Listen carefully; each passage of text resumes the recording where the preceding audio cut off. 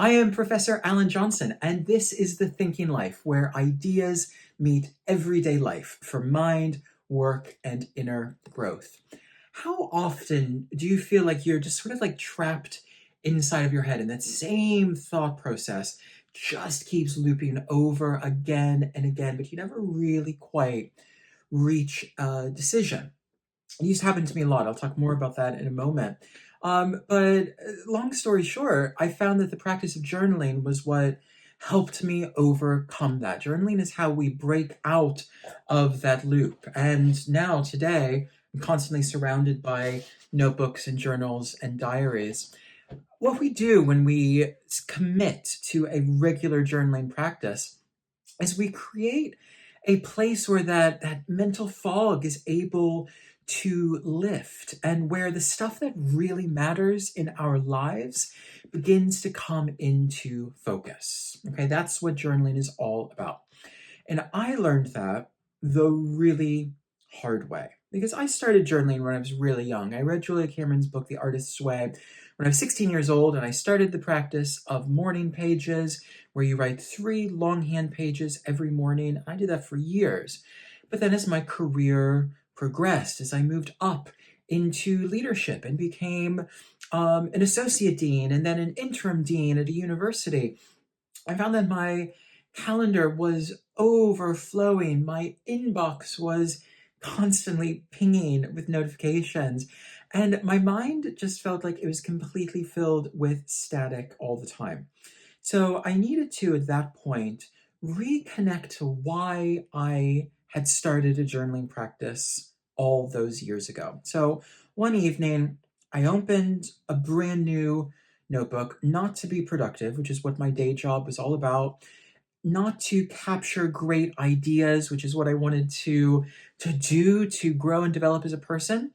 I opened that notebook just to see if I could make sense of what was happening in my mind. And I wrote for 10 minutes. And then I closed that notebook and I sat back down. Nothing around me had changed. The room actually was in this very room here. Everything looked exactly the same, but I had changed in those 10 minutes. I could see which problems were mine and which problems were not mine. And what I mean by that is we have such a common tendency to struggle to distinguish between what's within our control and what is outside of our control. And we waste a lot of mental energy worrying about things that are outside of our control. They're always going to be outside of our control. Other people's decisions, other people's reactions, inevitable events that are going to occur in any circumstances, random or sort of ill-fated things. These are all out of our control.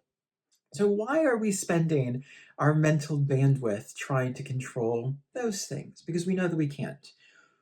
What I realized in those 10 minutes of journaling and talking through my day aloud on the page, I realized that there still were some things that were within my control.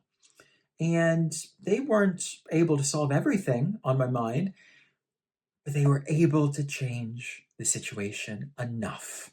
And that's what mattered. Philosopher Hannah Arendt thought of this type of personal writing as having a conversation with yourself. And she was a big advocate for writing in diaries and journals and writing essays just for yourself. Having that conversation with yourself is really what journaling is. It is you and yourself sitting down together and having a chat.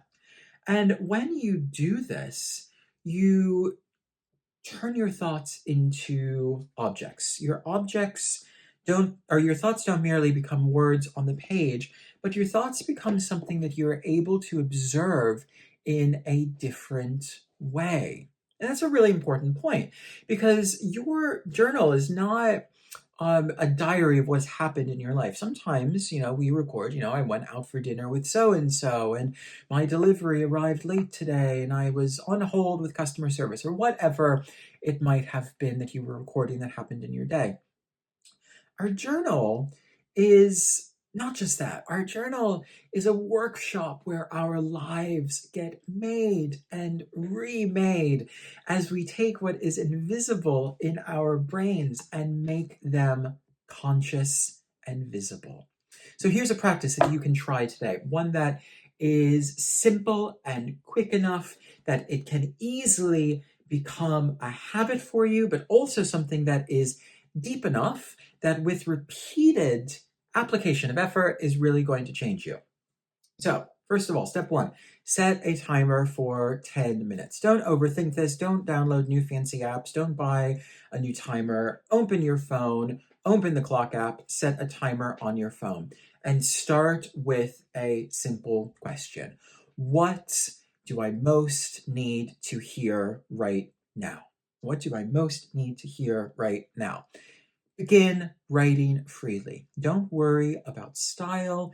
Don't worry about grammar. This isn't for anyone else's eyes. And even if you're struggling, even if you're just writing, I have nothing to write, I have nothing to write, or I'm feeling tired, keep writing that until the timer is up.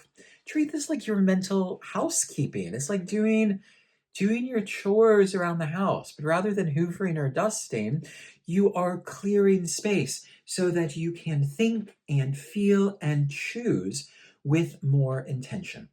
Psychologists call this process externalization. When your thoughts are trapped up here in your head, they feel bigger and heavier, and they begin to expend so much energy. That's where burnout comes from. That's where physical and mental exhaustion comes from when we are giving more energy over to thoughts than we should. Putting these thoughts on paper does something really important. It shrinks them back down to their actual size. And there is something so profound about regulating our thoughts in that way. It's as if your nervous system can kind of stand down. If your nervous system is naturally and evolutionarily inclined to keep you vigilant, to be scanning for threats and risks and rewards. And when something feels like a really big threat in your brain, your nervous system is going to be on edge. When we write this down, when we think it through with ourselves on paper, we return that risk to its actual natural size. And suddenly our nervous system doesn't have to be as vigilant about that. The real magic that happens here happens after the writing, though. Okay? So we're not journaling just to get these ideas out. Sometimes people start a journaling practice and then give up because they think, I spent 10 minutes or half an hour writing down all the things that were frustrating me. And, what's that going to do? The magic doesn't really happen when you write things down and externalize them. Once the noise has cleared, once you have finished writing that down, you start to hear a quieter voice, that part of you that's telling you what matters most. By externalizing these things, you are clearing space for a bigger, stronger, bolder, wiser wisdom. And if you want to deepen this type of practice, I'll pop a link below to my Artist's Way Circle, which is a really, really exciting, fun 12-week group coaching program where we go through this type of guided creative recovery practice with community support. And we really sort of rebuild ourselves as thinkers and makers and creatives from the ground up. So if that interests you, I will pop the link below. But you can think of journaling, and again, don't overthink this. Don't wait until you have the perfect notebook or the right journaling app or enough time or a private study or your kids are napping or whatever it is. Don't wait for the right time or the perfect moment. Think of journaling like lighting a lamp in a dark room, okay?